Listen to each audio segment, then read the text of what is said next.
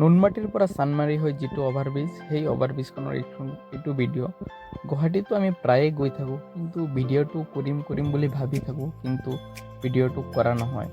চ' আমি মানে এইটো ৰাস্তাত নাযাওঁৱে, মানে ৰাস্তাটোত বহুত বেছি পৰিমাণে ট্ৰেফিক হয়। 5-6 কিলোমিটাৰ যাবলৈ আমাৰ 1 ঘণ্টা সময় লাগি যায়। সেইটোৰ কাৰণে আমি মানে এইটো ৰাস্তাত একদম আপ ডাউন নকৰোঁ।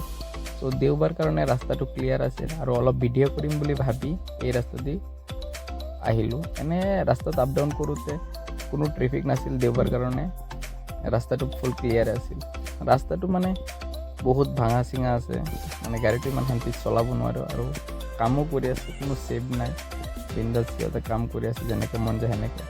আৰু বৰষুণ দিলে এইটো ৰাস্তাটো একদম আহিবই নোৱাৰি, পূৰা ফ্লাড হৈ যায়।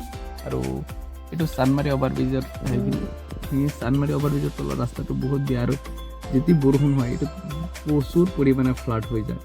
আমি মানে গুৱাহাটী আপ ডাউন কৰিলে যদি এইফালে ফেঞ্চি বজাৰ যাব লাগে, তো আমি নুনমাটিৰ পৰা কাৰগল্লি হৈ যিটো ৰাস্তা আছে সেইটো ৰাস্তাত আপ ডাউন কৰোঁ। অলপ 1-2 কিলোমিটাৰ বেছি হয়, কথা নাই, কিন্তু কোনো ট্ৰেফিক নাথাকে।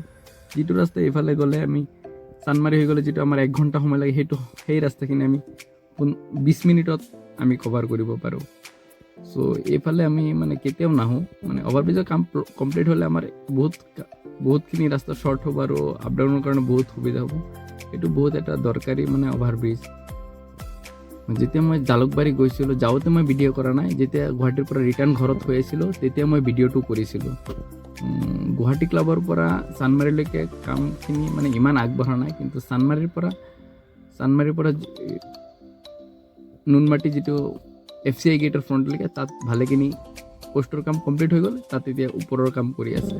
কামটো বহুত তীব্ৰ গতিত কৰিছে, আৰু তলত যিখন ৰড আৰু সিহঁতৰ মেটেৰিয়েলছবিলাক এনেই পেলাই থৈছে। এইকেইটা ভালকৈ বাউণ্ডাৰী দি ৰাখিব লাগে, নহ'লে অসুবিধা হয়। গাড়ী চাড়ী গৈ বাইচান্স লাগি গ'লে অলপ দিগদাৰ হয়। কামটো ইমান মানে ছেফভাৱে কৰা নাই, তথাপিও কৰি আছে দিনে ৰাতি যিমান পাৰে স্পীডত কৰি আছে। আৰু কামৰ চিষ্টেমটো সিহঁতে ভালেই কৰিছে, উন্নত মানদণ্ডৰ বস্তু ব্যৱহাৰ কৰিছে।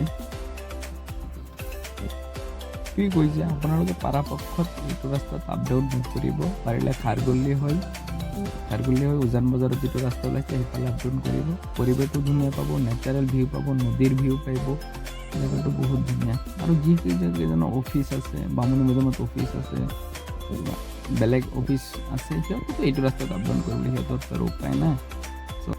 ইয়াত যিটো ব্ৰিজৰ কাম আছে, ব্ৰিজৰ কামৰ কাৰণে বহুত অসুবিধা হৈছে।